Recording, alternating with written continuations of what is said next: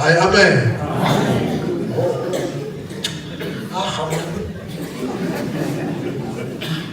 Now Umlando oqamulelayo.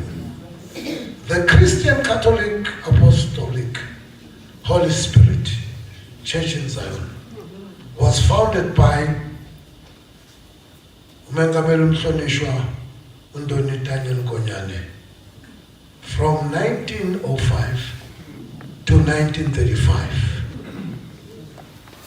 Emva kwakhe wangena uMengameli uStephen Nkonyane from 1935 to 1963. Emva kwakhe wangena uMengameli uHenry Nkonyane from 1963 to 1969. Emva kwakhe kwangena ibambela elabambela uThami Elijah Nkonyana. Kwaba uMengameli uRuben Mkhize from 1969 to 1979. Owabe esenikezela ngobuholi uma sokufanele ukuthi athathe lo Mengameli okhona without noise. Amen. Angeke ngitshele mayise khona elingakwazi. Uma uba uMkhize sokufuneka ayeke utrust ayilidwa ubaba uSimelane afika eRockville. Mina ngangu General Secretary eza ku Archbishop breakdown athi kuye sizocela kulokuthi ukuthi uzosibekela uMengameli. Lalela ke uma kucelwa eCoven akavunyelwa umuntu oyinhloko ukuphuma ngokuthi aye kwelinye ibandla. Amen. Uma sithi asikhona wathi bobusimelane inhlanhla engaka nibizwa inyoni.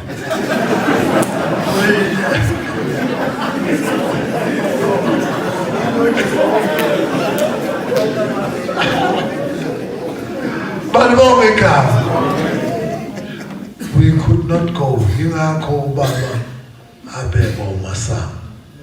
Umasango egqoka amaboots.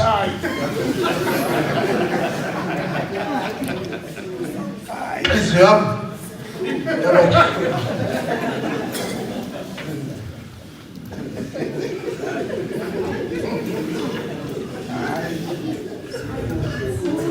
uMengameli uThami Elijah Nkonyane wabesengena from 1977 to date. Inkolelo evelele kamkhulu uNdoni Nkonyane yile 1 ukungagondi izinwele neslevu.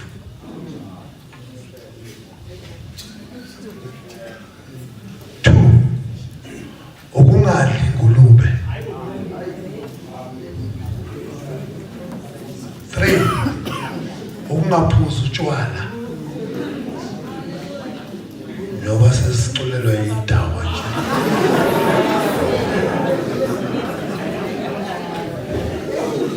4 ukungabhemi ugwayi.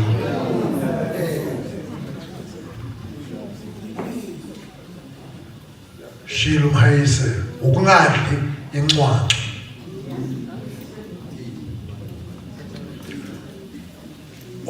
Number 5 ukungadli amaphilisi, drugs, nokuya esibhedlela. Because esibhedlela bokuzofuna ukuthi badrage uma befuna ukusika noma ukuoperate. Kolo yalelikhehla yabona njengoba kufikile kulogogo ngifikele ngoba ngiyazi ukuthi inkolo ijulile. Ukholelwa ebhabhatisweni lamanzi yokufakwa kathathu.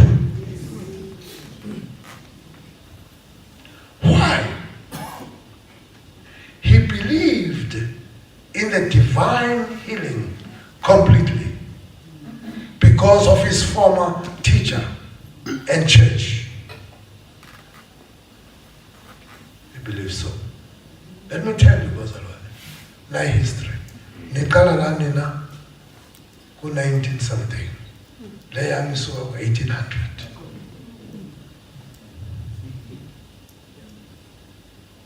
Who was the teacher? Kandoni Daniel Nkos. It was the evangelist John Alexander Dawie, who founded right in Chicago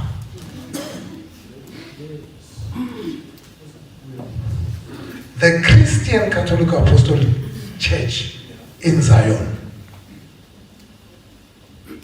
And the very same person, where can you go today now? There is a Zion city built in Chicago. Amen. Amen.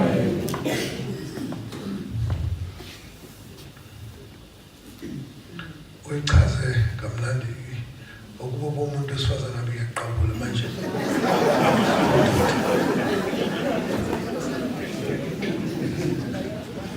Ukuthi ubaba uMfonyane uDawa akazange akwazi ukufika la eSouth Africa. Kodwa wathumela uJohn G. Lake nama missionaries bazoshumayela la. Naba bantu ababanjwa yivangeli ku revival eyayiphethwa ama missionary. Laba bantu lo Dawile lezi zinto engizibalayo yilezi ezingenziwa ezingadliwa akuyiwa sibhedlela akwenziwa lutho. Lo muntu ngale phesheya ulwa nabodokotela ukuthi njengoba nifaka abantu amaphilisi niyabaxhwalisa. Ukuthula Ziyoni.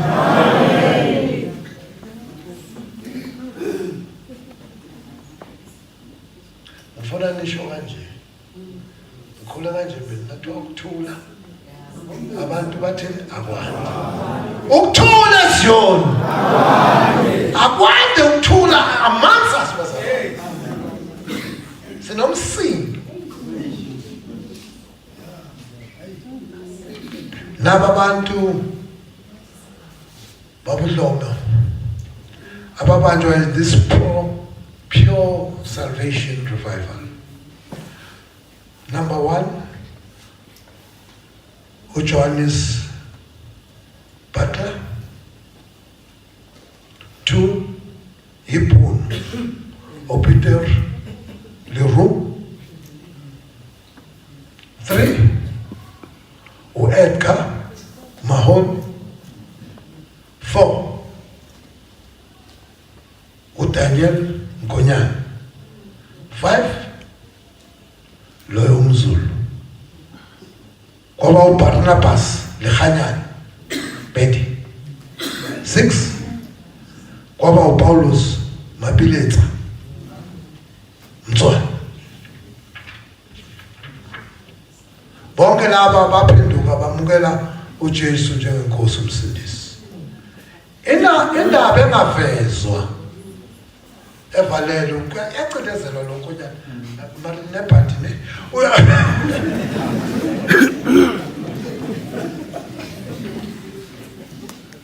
ayivezwa leyo. Ulikhanyana wayegula esweni, uNkonyane uqhutshwa umoya, wakhulekela amanzi, wathatha lamanzi wamthela esweni wamkhulekela, ulikhanyana waphila. Hence ZCC ikholelwa kangaka ehlambuleni abantu ngokubafafaza ngamanzi.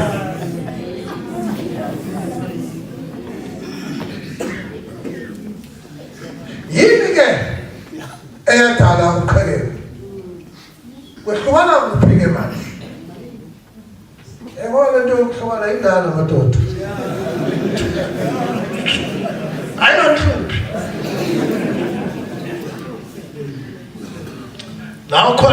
uphuma khona namkhona lapho indaba indaba sengiflasi kayixoxi nje mina ngamazi umuntu waphuma yena lase kuphuma abantu kuyalo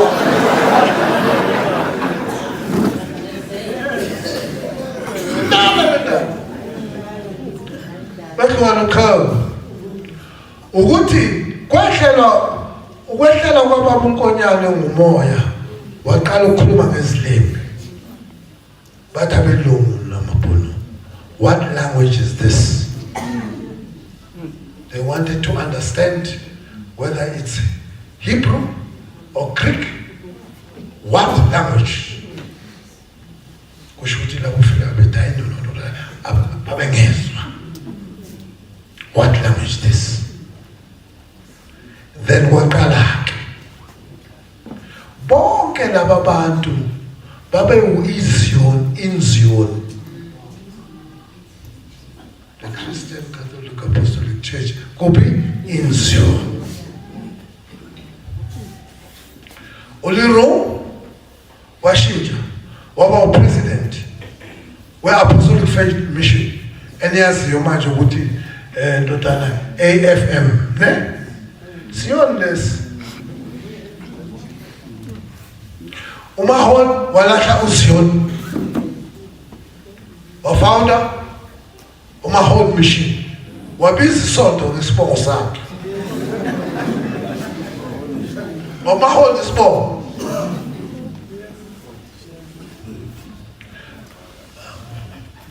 uphuma kwaNkonyane maluzibiza uNkonyane waduphumile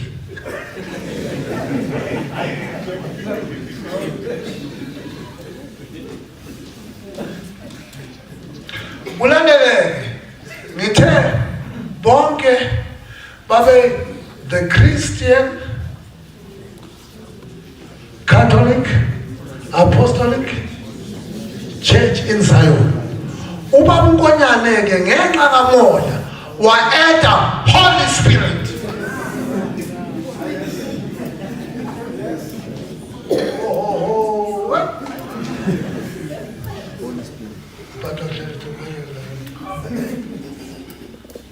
Yayisiba ke manje asiyenike lenyo lesikhuluma ngayo kuthiwani the Christian Catholic Apostolic Holy Spirit Church in Zion.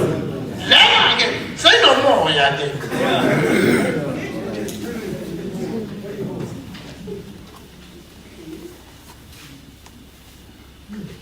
Ulukhanya no sethi ke silizula ivangeli. Ngeke sikhone ukulahla abafazi bethu sihamba nesithembu thina.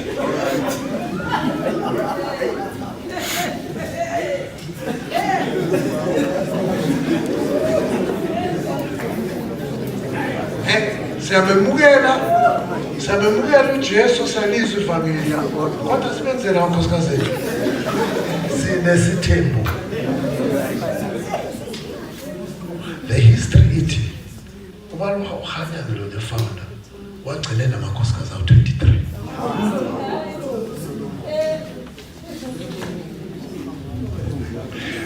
Because he read the Bible to say kuphila eBhayibhelini ukuthi umuntu onesithembu uyaphinga noma siyisono.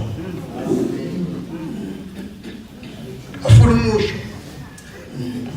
wamangale. Kwaba khona ke ubaba Mabeletho wathi no mina ngihamba nakho lento ukuthi ngingaphuzi uma kwenza umsebenzi angeke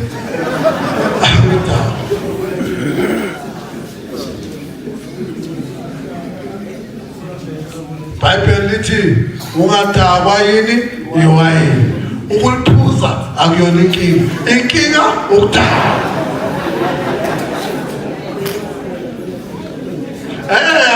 Promote ukuthi iphuza nina abafana. Nginathi umlando mina. Wasakuba yini igama lesonto? Kwaba the Christian Apostolic Church in Zion of Southern Africa. It was established 1920. Olkhanya was established 1910. Terminology kaba vukonya makama ungonyane owaba nekhongomani niyalas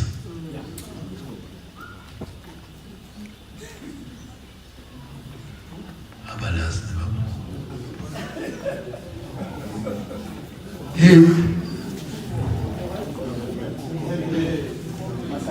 khongomani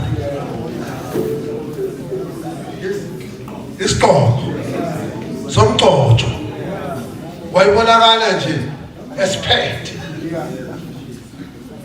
malibonga igama enganguhalela njengoba ngithi ngiyasondela ngafuna ukuthola ukuthi what does this mean kodwa ke kunzima ukungena endlini yasenyonini. I don't know sesiyosizwa ngabasebenzisi elandelayo igama trustee wangimangaza lo mkhulu because about the trustee, it's a person who is given control and power of administration, finance and property. Ngoba khona abaholi kwankonyana babizwa ama-trustee. Leli ka-president ngicabanga ukuthi bayiseli wrong ngoba u-president uya-electwa kodwa isiZulu sidli umengameli. Manje lento yokuthi vele sishintshe nje, it's a mistake enkulu yokuthi kuthiwa menta kwazathi ngabe sithi nje umengameli siyeke lesingethi sika president ngoba upresident is something else kodwa sekwemukela ke ngoba sekuyashiya nawe baba upresident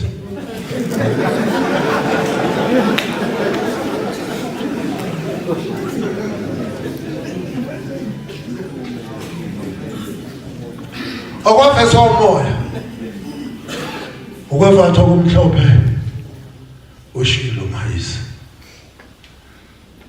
siprofeti sokuqala sesikhathi sokuphatha induku sivele wankonyana ingakho ngibona ngena ngiphethe induku ngihlushwe nje ukuthi kubakhaza kube bokushisa bengizobhadazela ngenyawo.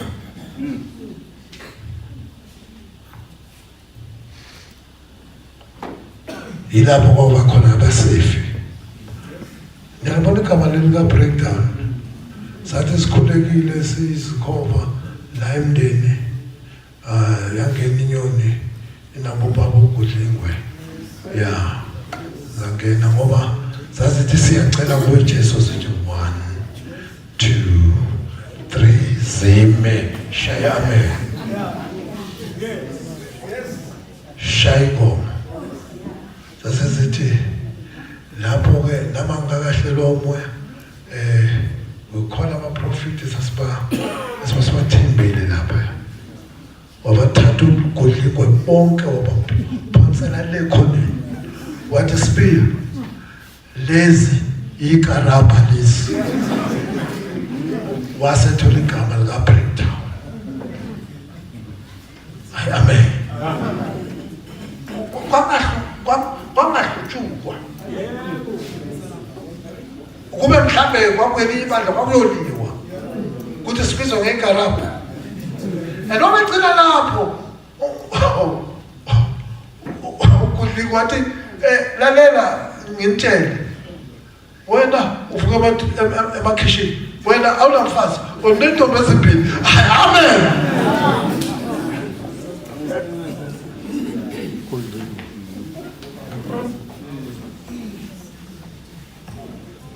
Ziyakhonyolwa izikathulo makhonziwe ukumela izinga lokuthandaza isikalophini. I'm happy njengoba ukhuluma ukuthi scalloping is that I did not know. Ngiyabona scalloping nophuma akafuna ukusiyeka. Uyasithatha scalloping. Aphuma naso. Fana nesikhova, ayisiyeke isikhova. Uthi nawe uphuma naso. Inhlanzeko. Inhlanzeko. Bomama banithi ibandla linithi kugaxele nje inhlanzeko. Inyoni namaphika ayisithupha. I don't know. I don't know why. But my research I wonder whether abantwana basendlini bakhona. Isaiah 6 verse 1 to 8 ekhuluma ngenyoni theologically. A bird with 6 wings is called a seraphim. Was painted red, which red symbolizes fire, which is the highest spiritual being in the rank of angels.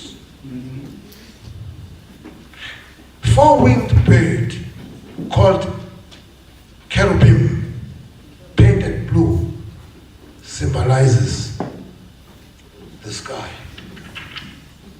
Amen.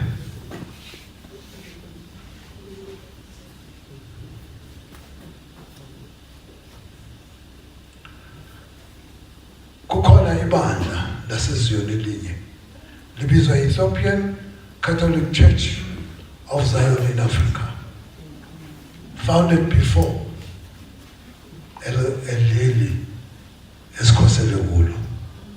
Lona lifounded Bishop N.T.J. Mahwa. Bevatha umhlobe, bathola izigqoko, bashaya nesigubhu. In 2004, I was invited to celebrate 100 years of existence. Unkonyane ube yisizwe zikhona lezi ziyoni ezigqoka noma kanjani ezehlelwa ziningi, kodwa ubaba unkonyana njengoba nisibona sithanda the neatness, siyazama khona kodwa sifinyeleli, sihambe siwe endleleni. Kodwa ngithanda ukusho ukuthi kulelo ugogo we proud of inyoni. So proud babuxumalo nakho konke with all the problems ezikhona. Siyazi ukuthi usathandi ongathandi ukuthula. Therefore ngizocela ibandla lonke liphakame.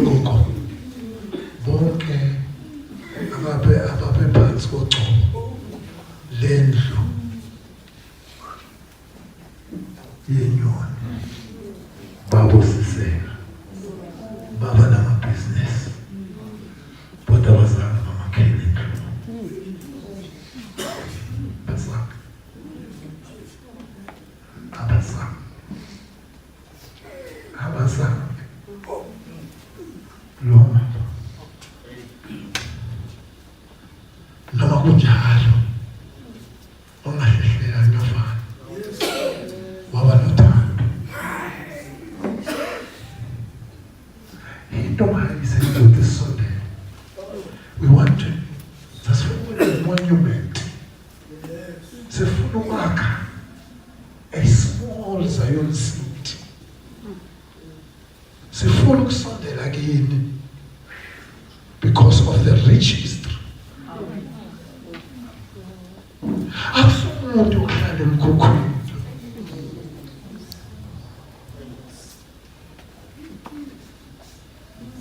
I'm begging you, bazalwane, ukuthi ngokulala kwalesakwazi ngithi sonke esingafuni inkonzo yobunye.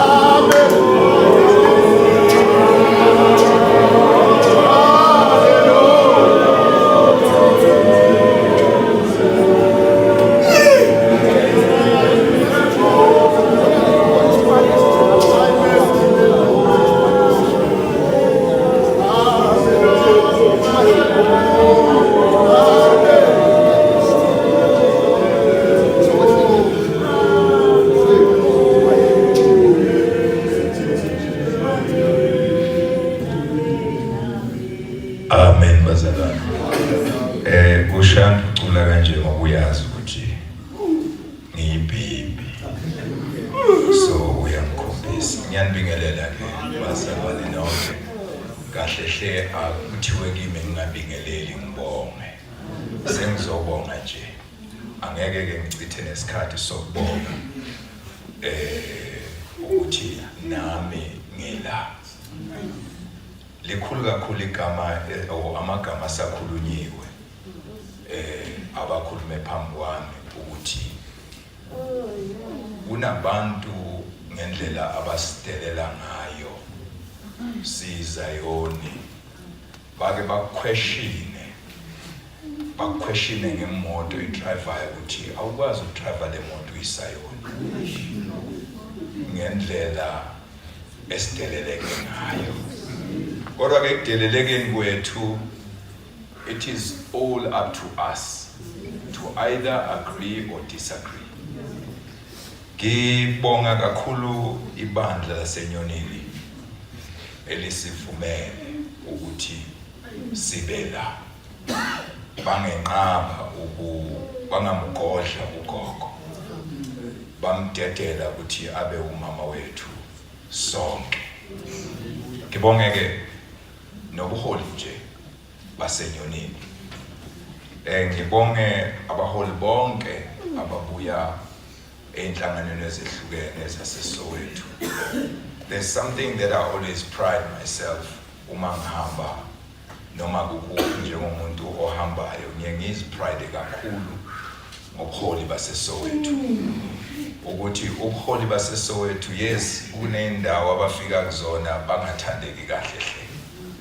Kodwa there's one thing I know ngobuholi baseSoweto is unity. And that I hope ukuthi uNkulunkulu angavumi usathana ngene kithi. Asihlukanise. The organizers zalomcimbi wanamhlanje. Siyabonga madoda. Siyabonga kuZPC nakuzasa. Siyabonga kakhulu ukuthi nibe naso speed. So kuvuma. You know, when you're looking at the generation, ubone ukuthi kahle hle yithi abantu engabe sisukumele phezulu kakhulu udlulanina. Kodwa ke siyabonga ukuthi nisukumile. Ngokukhethekile ke ngibonge umndeni kagogo. Ukuthi there's something engizoyishiya la. Ngoba kuthiwe ngashumayeli, but there is something engizoyishiya engikhulume 2 years ago. I'm a very, very big advocate. Mina yokuhlonipha umuntu omdala kunami. Abantu ke kune problem usathane asibambe ngayo wasinikeza enye into ekuthiwa i-development noma i-civilization.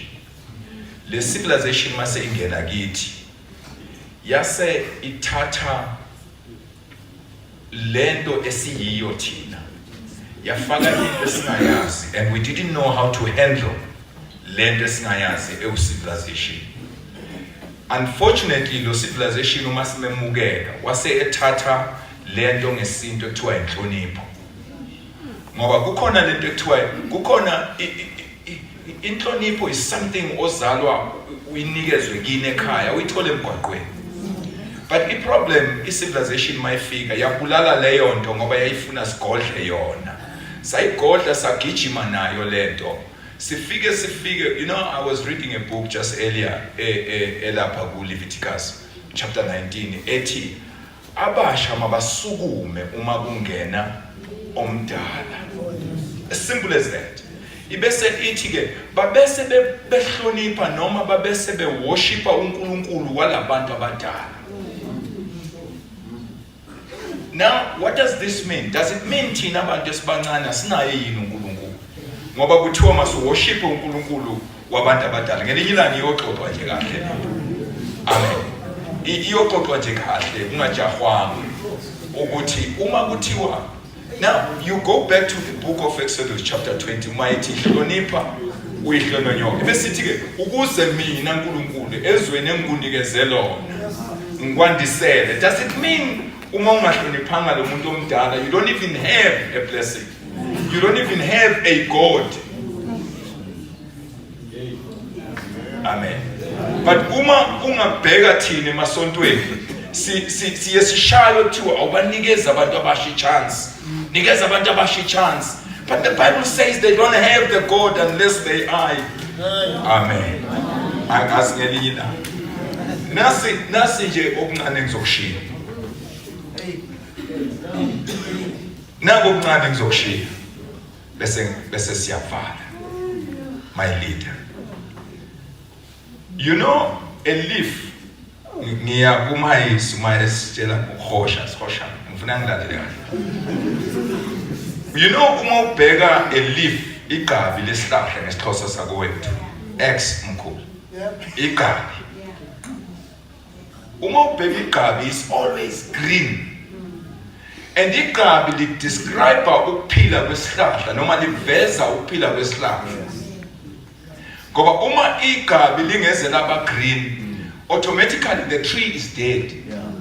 Now, uma ubheka le gabi, ubese ubuza ukuthi why are you green? It will say to you, I am being fed. Ngiyondliwa. But uma ungalibuza ukuthi wondliwa ubani, it does not know ukuthi londliwa ubani. The only thing eliyaziyo, there is water seeping through to it. But alazi ukuthi lamanzi abuyaphi kanjani. Now, there is a root, but uma ubheka lembande, ayikhuli towards igabi. Ikhula further away from igabi. Now, uma ubheka lembande ekhulela away from igabi, but it is expected to send ukuphila kule gabi. Uma ubuza igabi, how does then the water come to you from the root? It doesn't know. Because even the root will not be seen. Awungeke uzubone impande isipha amanzi noma unganqamula the stem. Awungeke ubone amanzi going through to the leaf, but there is life.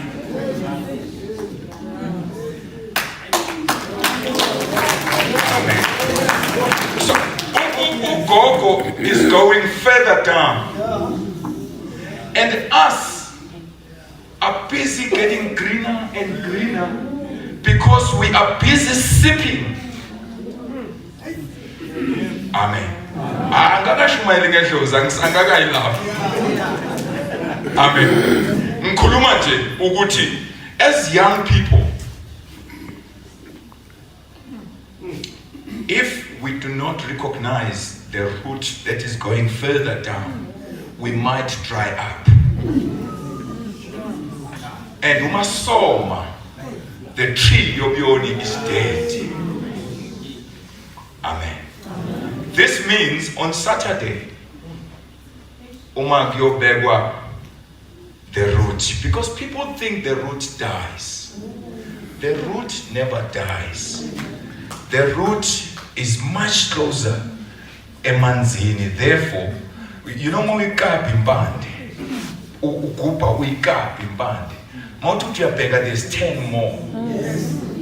Amen. On Saturday, I hope those of us that are so eager to go and say farewell to the root. You know, I'm so proud of who I am as a Sayoni. I forget even igama lebandla. And I hope all of us, I hope all of us will forget amagama mabandla etu and worship the root. Amen. I reminded a few leaders aseSoweto ukuthi uma kushona umfundisi uCabashi siya eThekwini.